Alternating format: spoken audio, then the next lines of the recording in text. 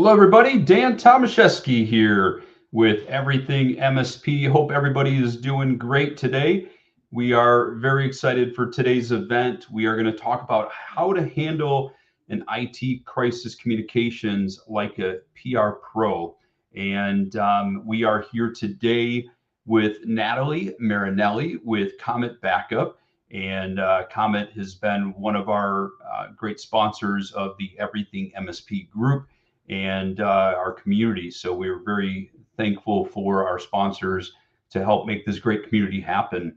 And so what we're going to do is we're going to pull in Natalie into our event here, and we'll kick things off. We got Natalie. How you doing today, Natalie? Hi, good, Dan. Thank you so much for having us. As you said, Comet's been a longtime supporter of Everything MSP, and we absolutely love the work that you guys do. It's just fantastic.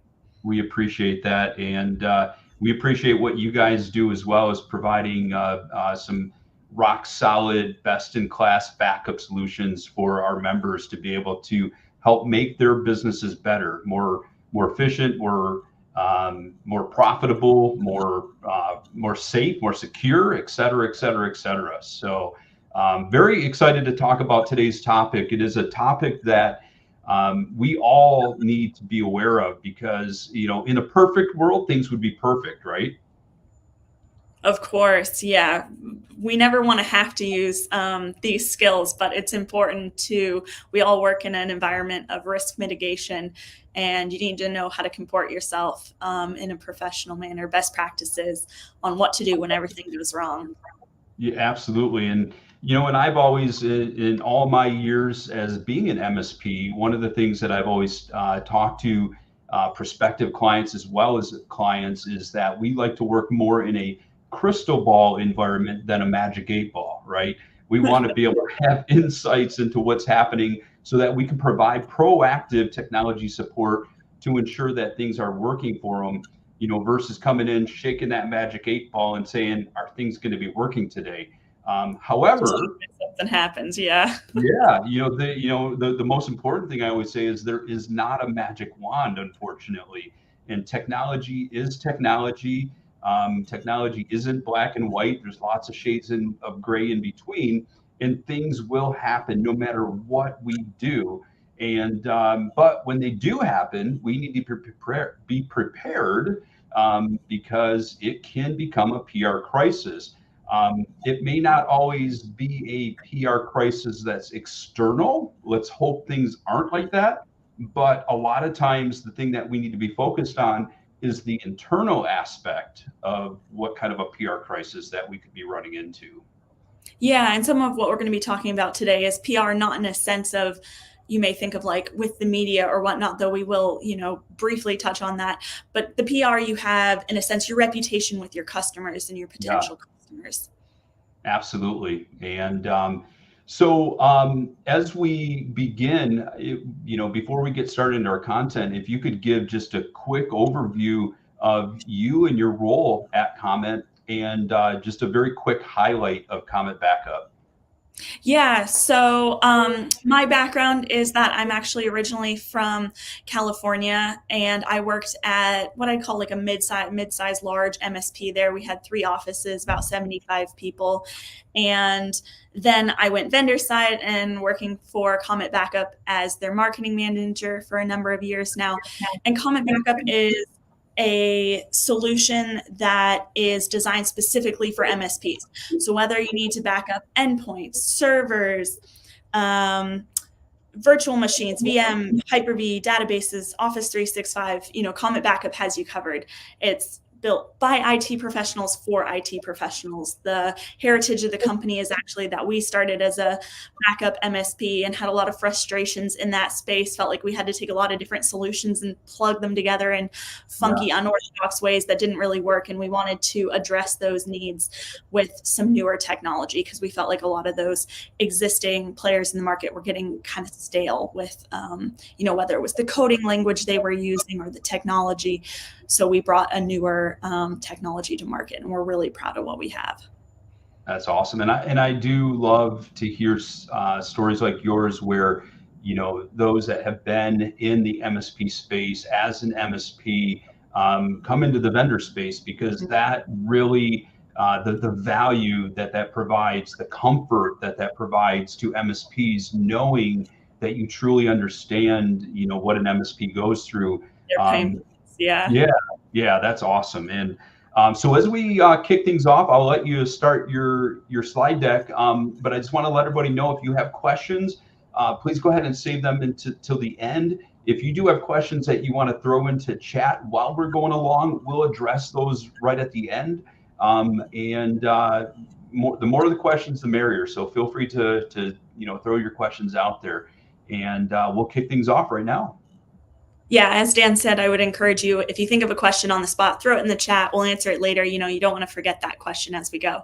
So that's a great way to bookmark that, and we'll come back to it. So as we said, we're going to talk about how to handle IT crisis communications today. We already talked a little bit about who I am, how I work at Comet. Some of the things we're going to go after, as Dan said, we always love to work in a space where we are taking proactive steps. How do you build that team culture environment, having a culture of communication? We're going to go over the 3 pillars of crisis communications. We're going to talk about a framework called the single overriding objective framework. That is essentially like a worksheet that we're going to hand out. So we have accompanying PDF that we'll hand out at the end of the presentation that you can walk away with some really actionable steps as an MSP. It's great to attend a webinar and say, that's fantastic, I learned a few new things today. But I think what's most important coming out of a presentation like today's is to walk away and what are 3 things that you're going to do because you learned them today. That PDF sets you up for success. It's not just a copy of the slide deck. It's an actual worksheet for you to keep on hand to use when you're having a crisis. We're going to talk very briefly about some tips for working with the media. We hope you never have to work with the media, but just a few things to keep in mind if that does become the case. And the last thing is always, we never want to make the same mistake twice. So how do we implement those learnings? So as Dan alluded to at the top, you got to expect the unexpected. I think it's very tempting as an MSP to go, that only happens to the big guys, to the oil pipelines of the world and such. But the truth is, some of this is out of your control. We like to think everything's safe in the cloud, redundant, but the reality is the cloud is actually just a large server farm somewhere. It's, subject to potential fires, earthquakes, floods, just like your office is. So you have to expect the unexpected. Some of the things that are risk considerations we need to point out are system and network outages, potential impacts. So that can be business interruptions, loss of income and revenue, and service delays.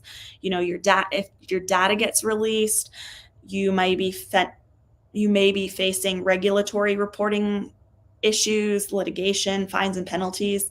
And one of the things we're here to talk about the most is mitigating reputational damage, because it's easy to lose your reputation. It's hard to win it back. Would you agree with that, Dan? Absolutely. And I mean, we spend years to build those reputations, and unfortunately, especially in the area of IT, one thing that goes wrong, if not handled right, can be forever damaging. And, let's face it, none of us are perfect. Mistakes will happen, whether, they are at, whether we're responsible or not, something is going to happen.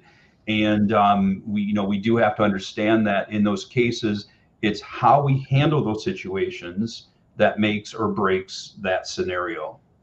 Yeah, 100%. Could not agree more. So we want to make sure that in those situations, we are addressing our customer confidence, negative publicity, and any potential regulatory investigations that we run into through those unfortunate circumstances. But as Dan's talked about, we like to have not that super 8-ball. We would rather take some proactive steps. So these are some proactive steps. I hope all of you already have cybersecurity insurance. If you don't, you definitely need to have this in place.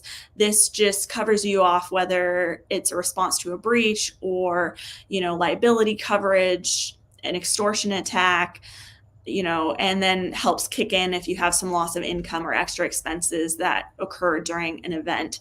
So my point with this is, hopefully you already have it, but perhaps you set that policy up like 5 years ago and your business has done amazing since then and grown a lot. What I want is that you check in, perhaps annually on that policy and just make sure it's in a good place still. So I'm not a cybersecurity insurance expert. That's not what this presentation is on. But this is one of those ways that you can just take the stress down a little bit during a crisis. And the other thing I would point out here is that we hear stories about people and their teams not knowing that they needed to report an incident within a certain time frame. So it's not enough simply to have the cybersecurity insurance.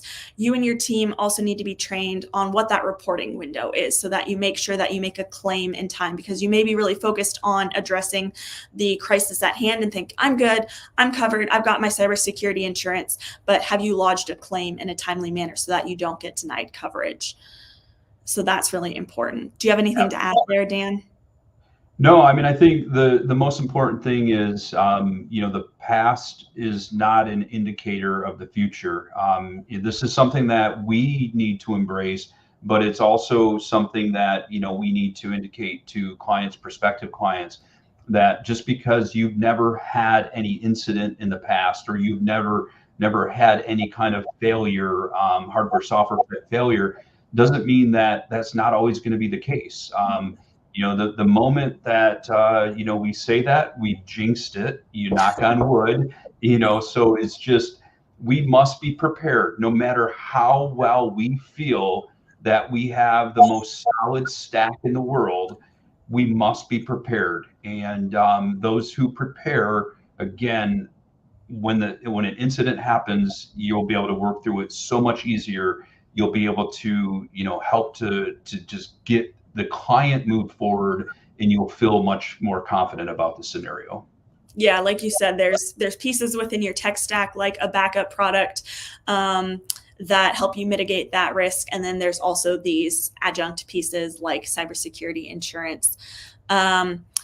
This is kind of an elephant in the room. Nobody likes to talk about insider threat. It's a really uncomfortable topic because nobody hires an employee thinking, you know what, this person might, take an action against me in a moment of heat. And but yet it's really important to think about, do you have your business siloed?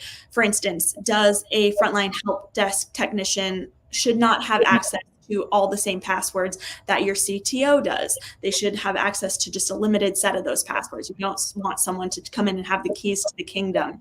So it's important to segment and silo parts of your business. And then also just something to consider is, how do you handle contract terminations? At the MSP that I worked at in California, what the procedure is that if someone's contract was being terminated, they would be asked to come into a conference room and have that conversation, and then they would be walked directly to the parking lot. And someone else from the team would put all of their personal belongings in a box and meet them in the parking lot. So they were never allowed to return to their desk. They did not have an opportunity to, in an emotional state, in the heat of the moment, access the systems and, take an action that they might regret later on. But we just completely eliminated that risk. So I'm not saying this is the way you have to handle something like that, but it is worth thinking about, like, what are your policies and procedures in this area? How do you eliminate risk? What are your thoughts on this, Dan? Yeah, and we all hope that, our staff are going to be 100% on the up and up. And, and it's just, I think we work hard to hire the right team members, but things happen that we don't know about. We can't control that. There could be that kind of an insider threat. But also, I think when it comes to insider threats, and we'll talk more about this, but you mentioned policies, procedures. Having the right policies and procedures in place. The threats may not be a malicious attempt by an employee, but it may be lack of policy and procedure. Yeah. That becomes that threat. I would also point out that, it's not always a internal threat that it comes from. It's, we were tested at the MSP to make sure, we would get checks on our desks, like sporadically unannounced, that the service desk manager would come through and make sure nobody had like the password to their computer like left in the drawer of their desk. Then you can log into the computer. So it's like somebody could walk in who like, has a high vis vest on and looks official or whatever. We just, so we were also protecting for like, what if someone gets access, like a little bit Ocean's 11 type scenario. Oh, yeah. Comes in looking official with a hard hat on and then like has access to your system. I had an example happen this week actually here at Comet where someone came in and they were like taking pictures of the office and I didn't recognize this person. We have a pretty small, like a tight knit team. I know every single person on the team. And I was like, whoa, hello, who are you? Like, I'm the one who manages social media. If anyone's taking pictures of employees, like I would have given the instruction to do that. Like, what are you doing? And it turned out it was a new person who was looking at cleaning our office and they hadn't announced. So like this was someone who was supposed to be in the office, but I hadn't talked to the admin person, didn't know. But it's kind of training your staff again to be aware of like, if something's weird happening, like ask or talk about it or approach that person. Like, don't just be like, oh, I don't know, it's someone else's problem.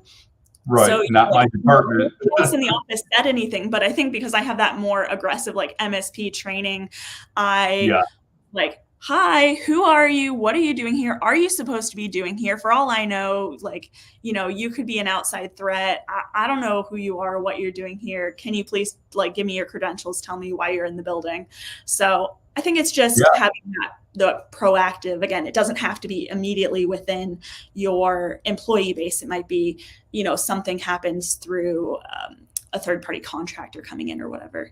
Yeah. And, another area of insider threats, we're kind of taking the word insider threat and, looking at it from A to Z, right?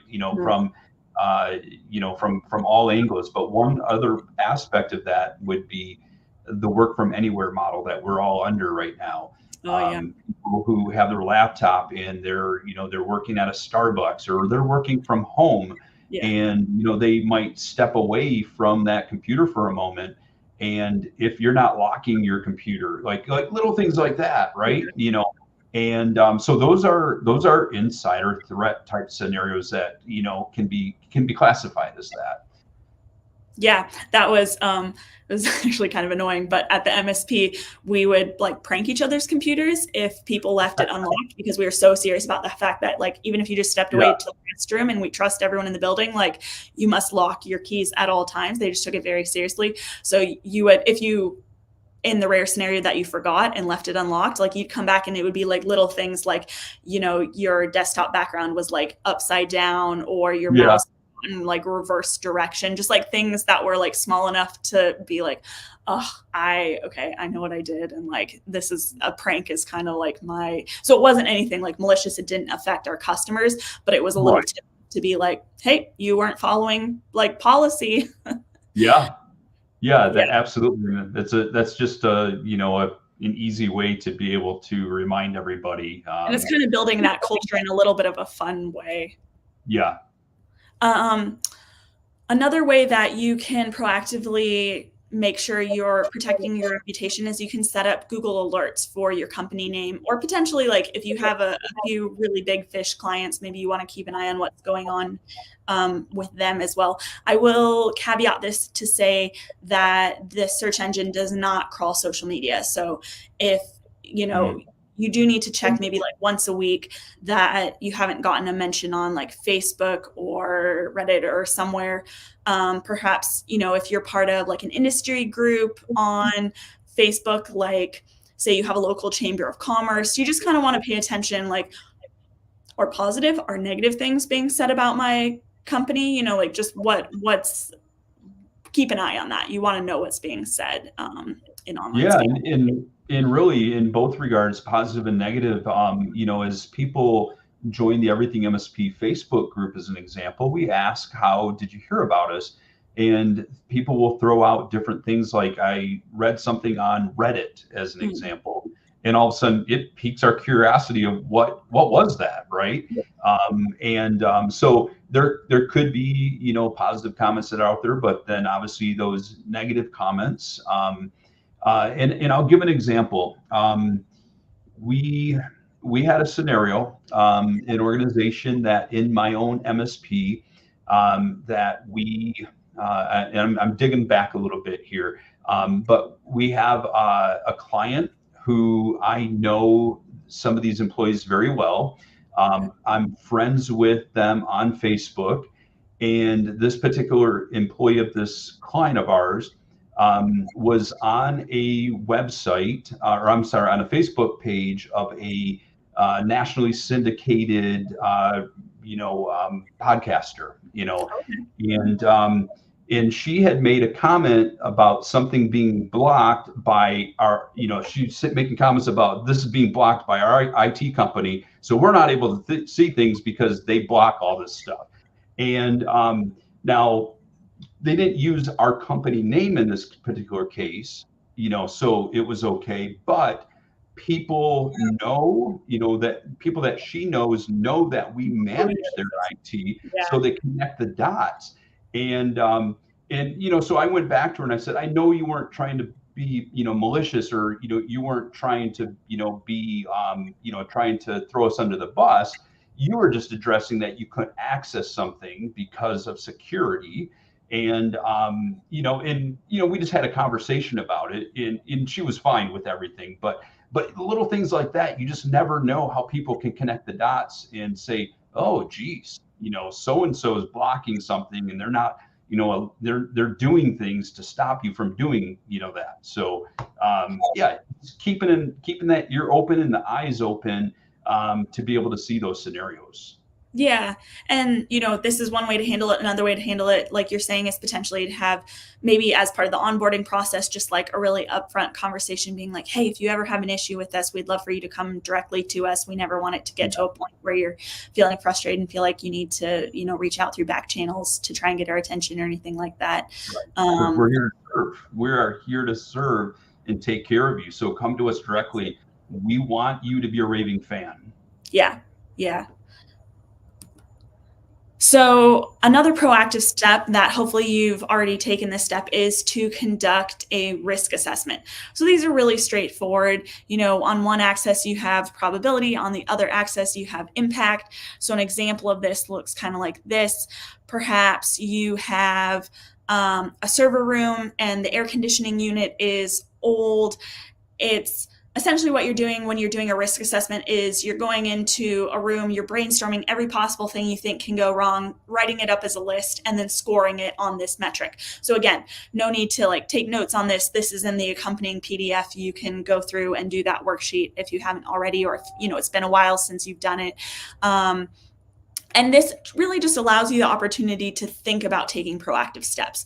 So if you score this and you say, well, the outcome is that if the server room went down, that would, put us on the hook for a $50K loss, but it's only $3K to upgrade our air conditioning unit.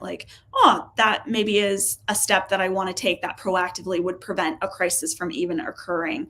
So it's just working through what are a bunch of options of I'm just going to throw spaghetti at the wall, anything I can think of that could go wrong. Okay, let's score this. How likely or unlikely is that to happen? How great is that impact? Should I take extra steps to perhaps prevent high impact events, and just be aware of what the low impact events are, and maybe think through, gamify a little bit, what would you do if these things were to occur? Do you have a little bit of a plan around some of these things? Yeah, I love that. So you guys all will have automated alerts and metrics set up. You guys are the IT professionals. I'm not here to tell you to set up the alerts and metrics. What I'm here to emphasize is that you need to train your team on what to do with the alerts and metrics. It's not enough to just have, an email or a warning that comes through and tells you something is going wrong. If nobody knows what to do with that information, or if they don't follow a procedure or escalate that in a timely manner, that's really critical. So one, you should have documented policies where it's okay, if I get alert X, I do and I follow these steps. But again, it's not enough to simply have that in a binder. What you want to do is to make sure your team is trained and knows how to do those different things. So Absolutely. this leads really nicely into our conversation about having a culture of communication and trust within your organization. So again, kind of referencing back to the top of the slide deck, we need to eliminate the "it can't happen here" mentality. Like, you might internalize that and know that, but you got to make sure your team's on that same page with you. And then you need to have an incident response plan so that you know what to do when a crisis occurs. And again, making sure your frontline staff or whoever is most likely to get those messages knows how to escalate those. You don't want a help desk technician who's like new and green and inexperienced being like, "Oh, I'm going to like prove myself to the boss. I'm going to work this ticket for an hour," when actually the best thing they could do is be like, "Whoop, escalate this straight to the top." Like, that is what this alert means. I recommend running practice drills. And I know you're going to be like, "Natalie, I'm an MSP. Have you ever been to like a help desk stand up? Like, we do not have time to run drills. Like, what are you thinking?" But hear me out. We take 15 minutes once a year to run a fire drill, to run an earthquake drill. Why wouldn't you take 15 minutes, 30 minutes of your team's time to run an announced or an unannounced drill to just see how everyone responds? Because you don't know, like, until you go through that. And there would be learnings where then it's not like a customer facing learning, where if there's an oopsie that happens during a drill, it allows you to address that with the team there in a safe environment, versus when you're going through it and it's all real and it's all live. What do you think, Dan? Well, I want to think back to a current event, non-IT related. If we take a look at the Baltimore bridge, as we know, yeah, recently, and from what we've heard, that because it was radioed into the Transportation Authority that they had lost power, lost control, they were able to very quickly, and we're talking about seconds, and shut the bridge down and avoid additional vehicles from entering the bridge. Those quick actions saved lives. countless And lives. Yeah. yeah. And so, when you think about, it can't happen here, anything can happen. None of us have that ability to see into the future and to see what's going to happen. And we need to be prepared for that. And those quick actions didn't just happen on its own. There were policies and procedures and testing, and if you don't have all that in place, then let's think about it. In the heat of the moment, we become very anxious. That level of anxiety often can stop us. So if we don't know step one, step two, this is what I have to do, and if we don't walk through those steps, then it's only going to lead to additional disaster. Yeah. And I'm going to go a little bit further here and say, so my very beginning of my career, I worked in outdoor education. So we were trained on a lot of emergency responses. And it was very interesting to see that, again, like when you're out in the backcountry and like you don't have access to call 911 and different things, like you really need to trust your team. And people kind of, in my experience, fell on one side of the fence or the other with this. They either were people who are good at responding to emergency and people who aren't. I have yet to say, and again, there's always an exception to this, but in my lived experience, there aren't that many people who kind of live in that middle area. So it's really important to know like who within your organization responds well in a crisis and doesn't, and then therefore kind of assign them a role based on like who they are as people, not necessarily just what their job title is. Yeah. Yeah, I mean, because let's look at it from the flip side, that if there is a disaster, an incident, something that happens, and you have your front line out in the face of the client, and the client's asking questions of like, just legitimate questions of like, why didn't you do this or why didn't you do that? And they're deer in the headlights, and that becomes that PR disaster. And again, it might only be internal, but Like whether it's internal or external, that becomes a problem. Yeah. Exactly. And so this is one way to kind of like feel that out with your team before you're in that scenario, to go like, okay, actually, our service manager is great at hitting those day-to-day goals, but like this is someone who this is just not totally comfortable in their wheelhouse. So in a disaster, our CTO is going to step in and, kind of take some of that on, or vice versa, or whatever that is. Yeah. One of the things that I want to talk about, and if you take nothing else away from this presentation, I want you to screenshot this slide in your mind. The 3 pillars of crisis communications are: number 1, accuracy; number 2, empathy; and number 3, guidance. So I would equate this to a doctor who is giving a diagnosis, and we've all either had this experience or we know someone who's had this experience where perhaps that doctor is giving an accurate diagnosis and they are giving guidance on next steps, what chemotherapy, what everything looks like, but the empathy isn't there, and that bedside manner is pretty atrocious. So in this scenario, you're the doctor, you're the one who's giving that, you're the captain of the ship, and it's your job to say, I have the wheel, I'm holding this steady, I'm guiding us out of choppy waters. But it's really important to make sure that you are coming to the table with empathy and expressing things in the way that they need to be expressed and seeing it from the customer's point of view. What do you think, Dan? No, absolutely. And I think that personal connection, I think there's always a disconnect between client and vendor. We never want to have a client vendor relationship. We want a true partnership. We are working together. We're one team.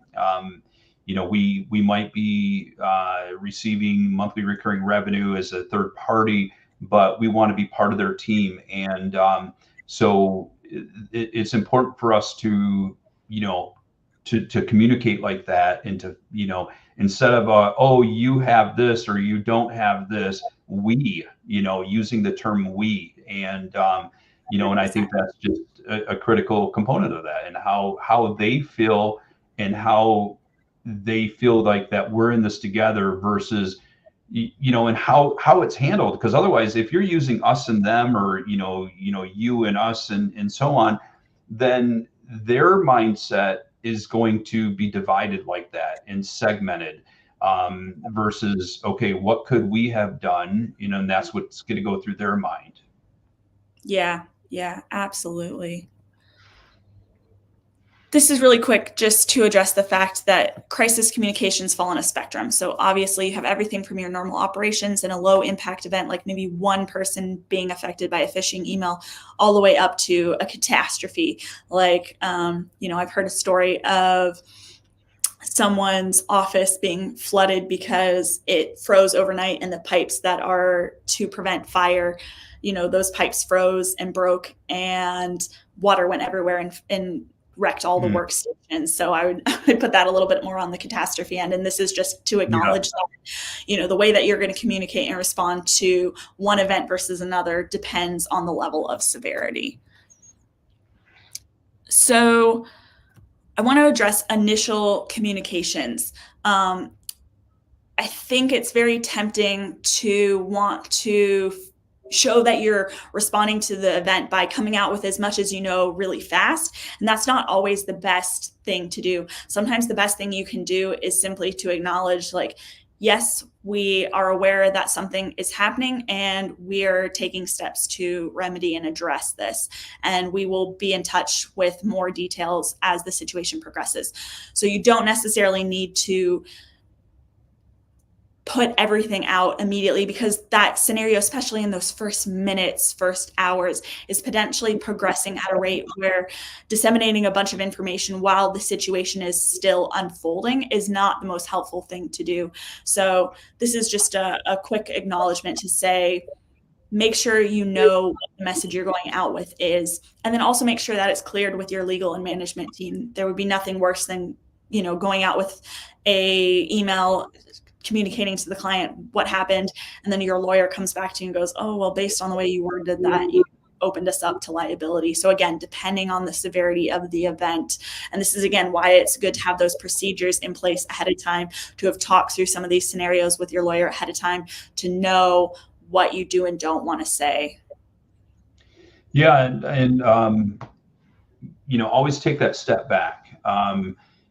Because a lot of times what we initially think, may have occurred isn't always what really occurred. And, so you might be, and I think too, in that initial conversation, that sticks, and that just sticks in their mind. And then all of a sudden, if the story changes, and I don't mean that as far as you're making or fabricating up a different story, just if the story changes as far as something else is what caused this, then their mind is still thinking, oh, that's not what you originally told me.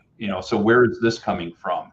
And especially if what really happened maybe takes some pressure off of you as the MSP, or takes pressure off of maybe a vendor. There's just many different scenarios. So you want to have that correct and accurate information before you jump in and disclose. But what's most important is the entire team knows that, because it's very easy for someone, to immediately, just to answer a question, tell something that's not accurate. It's okay to say, I'm not sure at this point. First and foremost, we're doing everything we possibly can to get you back where you need to be so that you're functional and operational. And then we will do that deep dive and that debrief with you at a later time. Yeah, 100%. And that brings us to this framework that we use called the Single Overriding Communications Objective Framework. And this is a really helpful tool that, again, in the heat of the moment, when you're having to write those crisis communications, you're having to send that email to a client and tell them what happened. This is a worksheet in the accompanying PDF, or again, it's not proprietary. It's something you can find anywhere online if you type this search term in. And we're going to walk through this really quick, step by step. So number one, what is your primary message? So if someone is reading that email or you're on the phone with them, you need to think about the fact that you don't want to convey an overwhelming amount of information. They don't necessarily need to know every single detail, as we kind of talked about above.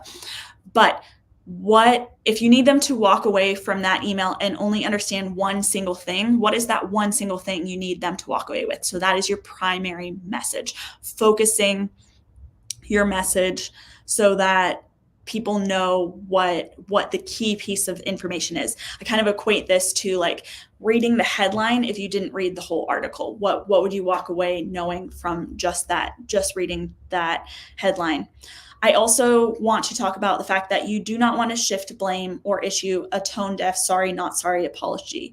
You need to take ownership of the mistake, be genuine, empathize with those who are affected, and give an apology once rather than apologizing repeatedly, because that won't help your case. It'll just call into question the authenticity of your previous statements. So it's important to say, look, we acknowledge this happened, we're taking responsibility, and we're moving forward. Excellent. 2, what is the call to action? In marketing, we call this like the CTA. What is something that you need the customer to do? An example of this might be that you had a data breach and you say, like, look, we've got this in hand, but it might be a good idea if you and your staff change your passwords if you don't have two-factor authentication set up, to set that up now. I would also call out the reverse of this. So when I'm writing crisis communications personally myself, I always explicitly state either I need you to do XYZ, or I will put a note in there that says no action is needed on your part. If you have further questions, contact us. We're always here to help you, and then sign it off. So I think it's really important to do both. If you need someone to take an action, very explicitly call that out. And then again, because things are so heated during a crisis, I would also very explicitly, just a quick one sentence, call it out if you do not need the person to take an action.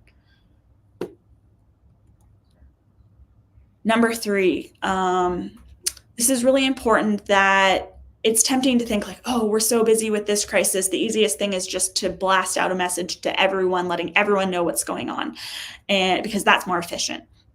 That's not the way you want to handle crisis communications. What you want to do is make sure that you're talking to each group in a way that makes sense with how they need to engage with the information.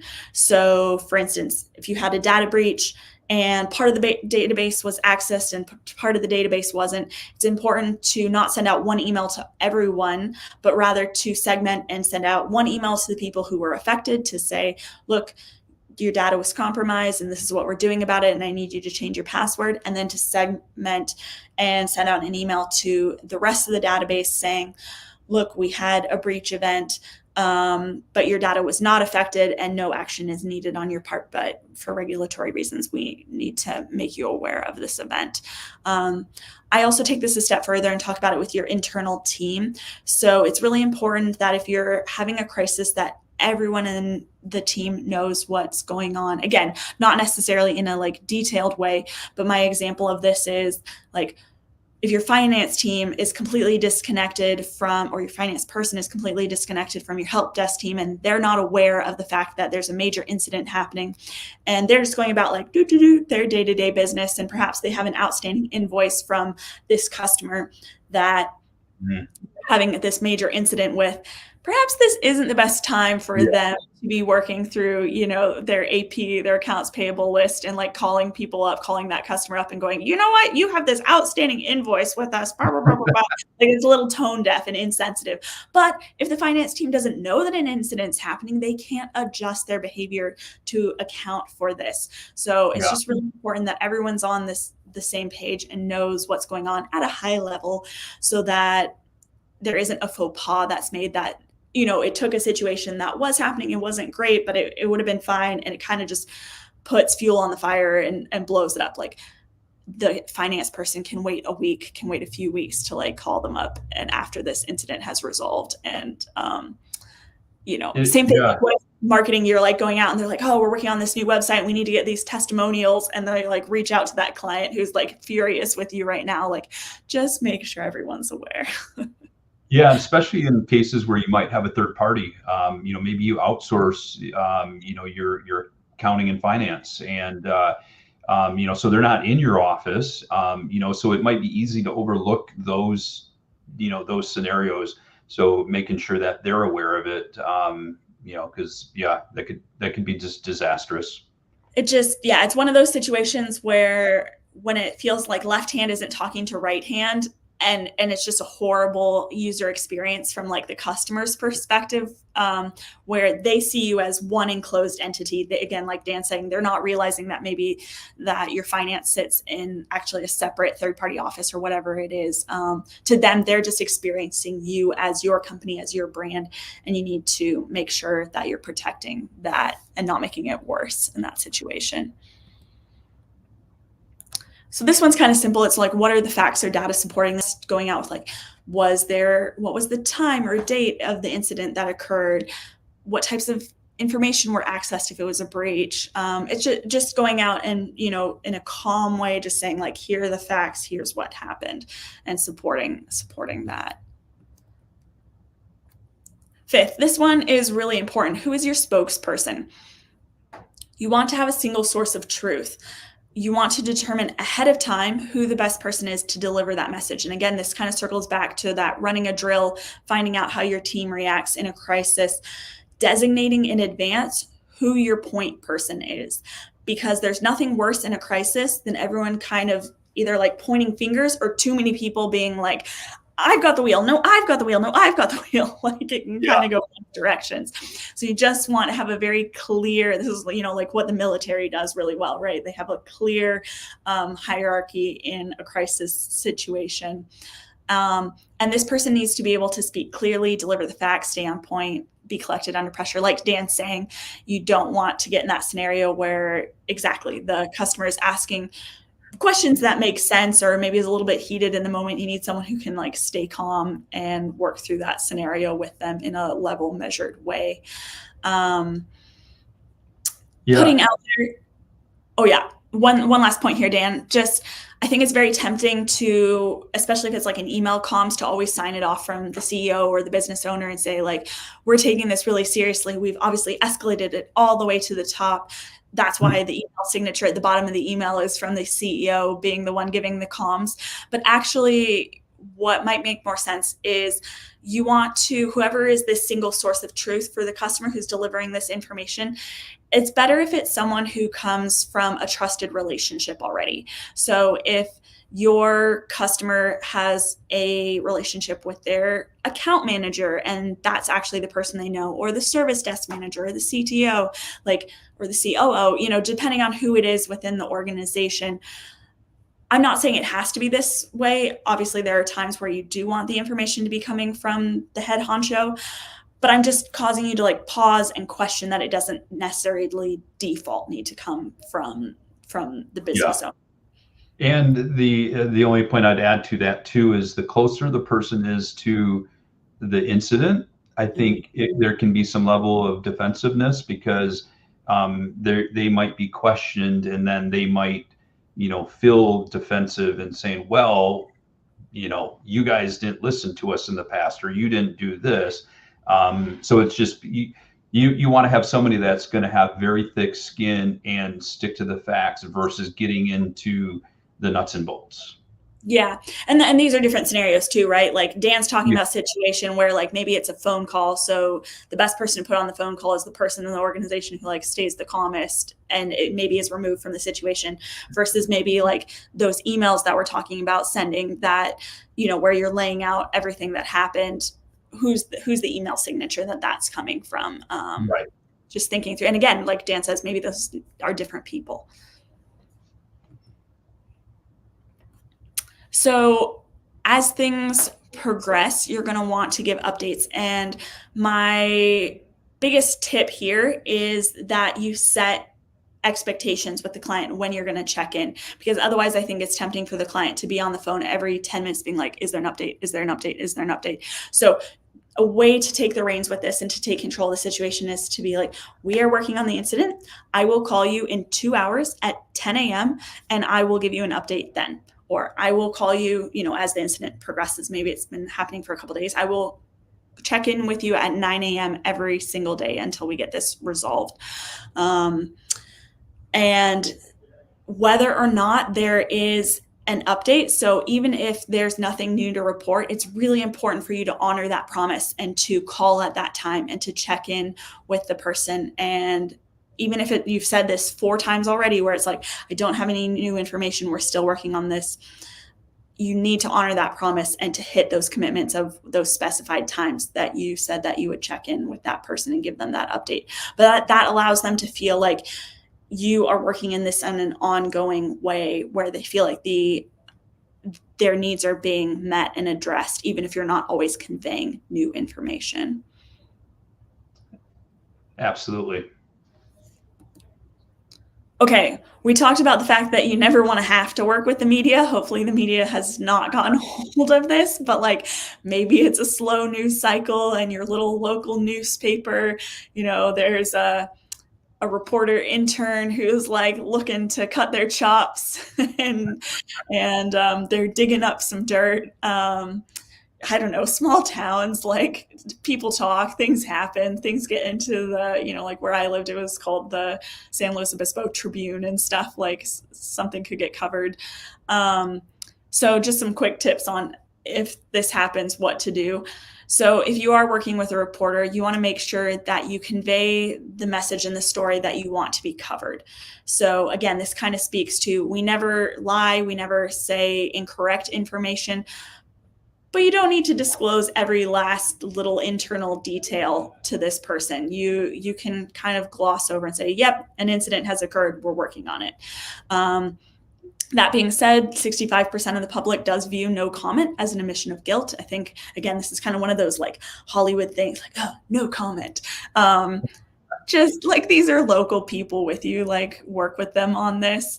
And super, super important to never go off the record. There's already enough confusion in a crisis. You don't want to add to that. So again, that kind of gets back to that single source of truth idea.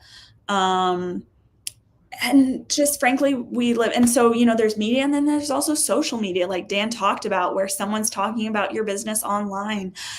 We live in an era where everything can be screenshotted, things are recorded.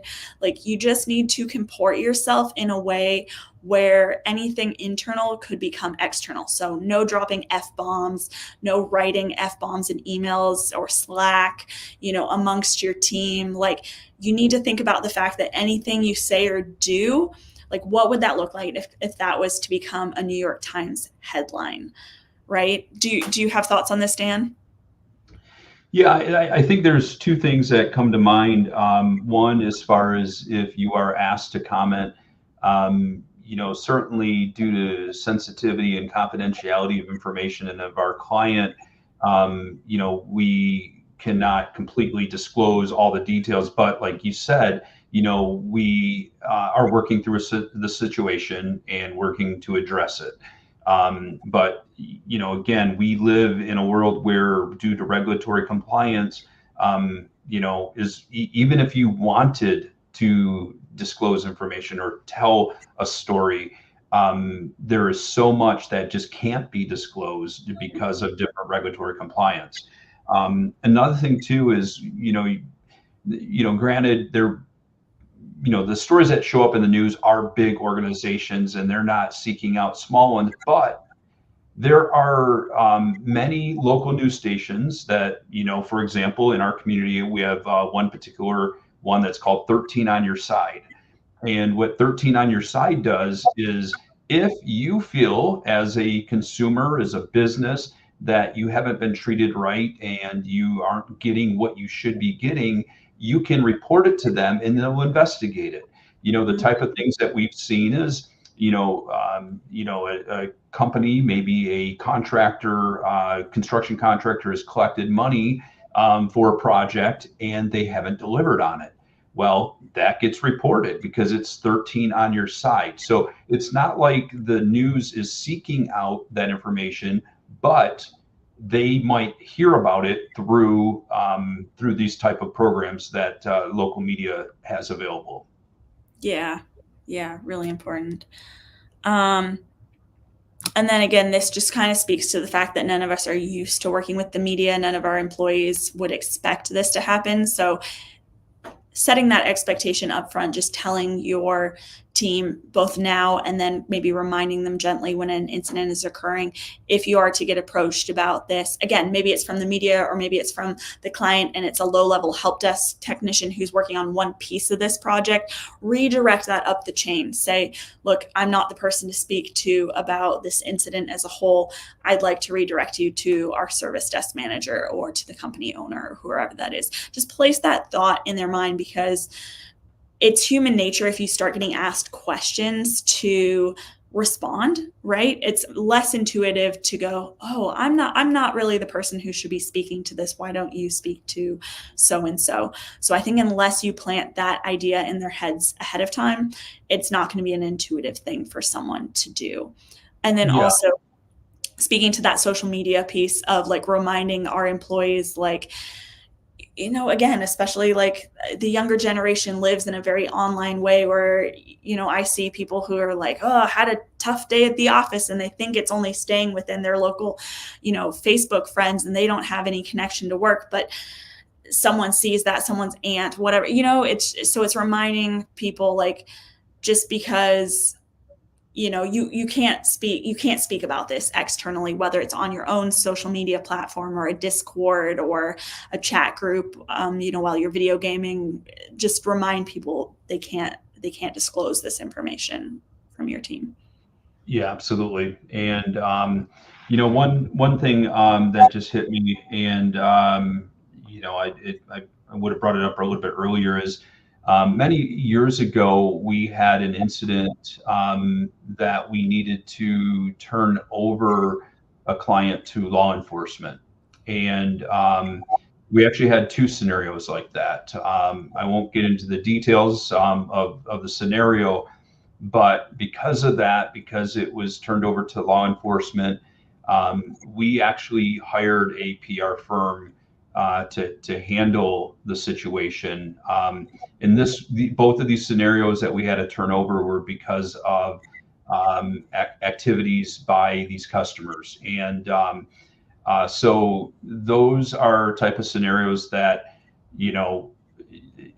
it was getting out to the media, and we needed to make sure that we protected ourselves. We weren't in the wrong by any perspective. I mean, we were actually turning somebody over to law enforcement because of their actions, but those are just scenarios that we needed to recruit professionals to be able to speak to those scenarios, because of it was there were high level cases.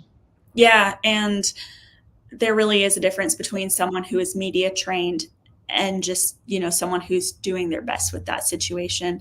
Can I ask you, Dan, were these, when you had to go out to the PR firm, was that someone you kind of had in the back of your head before? Like, is it something you kind of had investigated preemptively, and then therefore was it just like make one call, or you had to like search it in that moment? So now it's kind of like adding to that crisis, like the work in that crisis. It was something that we were not prepared for.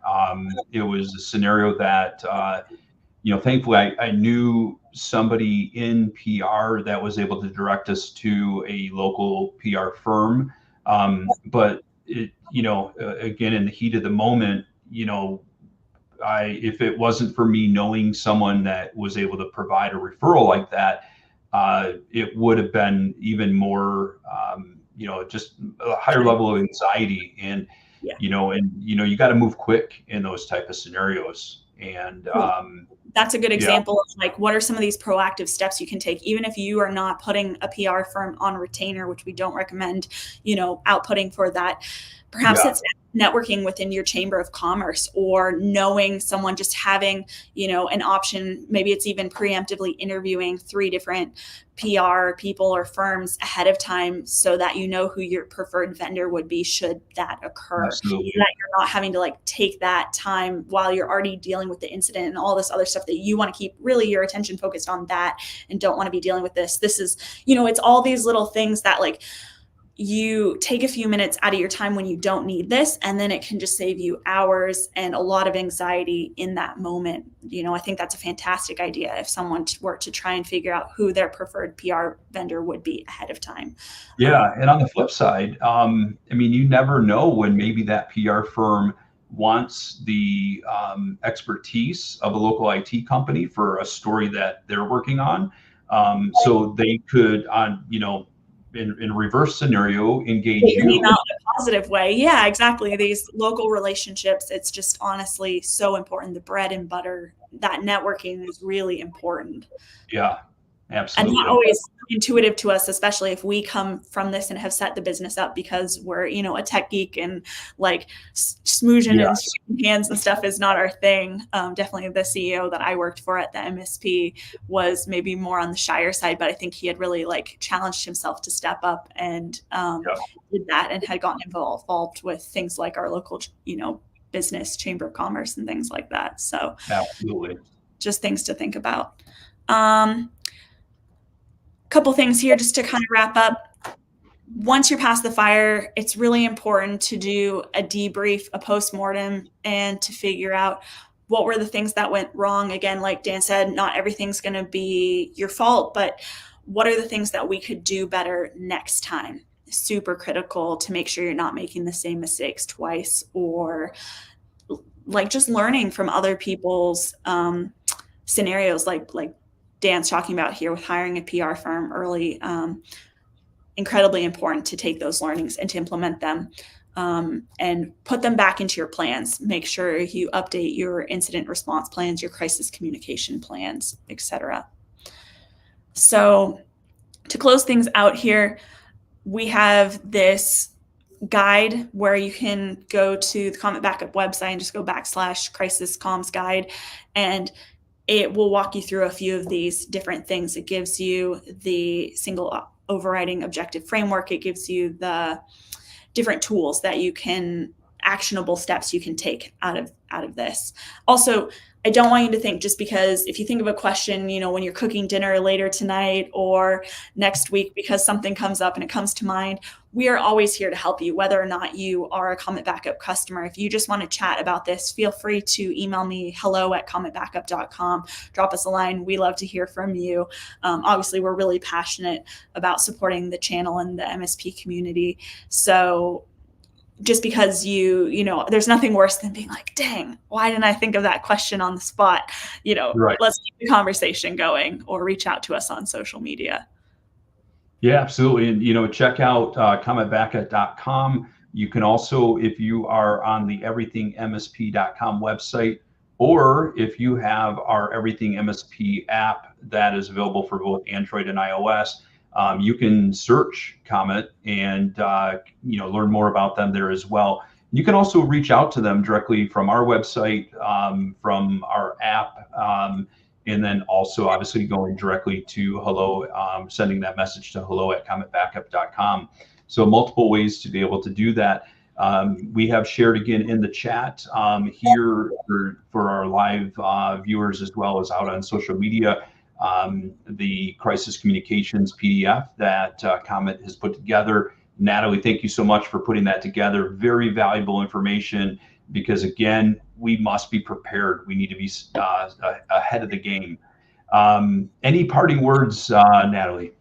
Yeah, just if you are interested in looking for a new backup product or a supplemental backup product, we offer a wonderful 30-day free trial. So go in, it doesn't cost you anything to sign up, take a look around, kick the tires a little bit, see if it's for you. So yeah. Awesome. And I think we have a promo code where you get $50 extra credit if you type in the promo code Everything MSP. Perfect. Thank you for offering that to our community. Everybody, we thank you for being here. We hope that this was very educational for you. Natalie, as always, thank you for your time. It was great to chat with you and also having you share your knowledge. Thank you. Thank you so much, Dan. Everybody have a great rest of your day, and we will talk to you all soon. Take care, everybody. Thank you.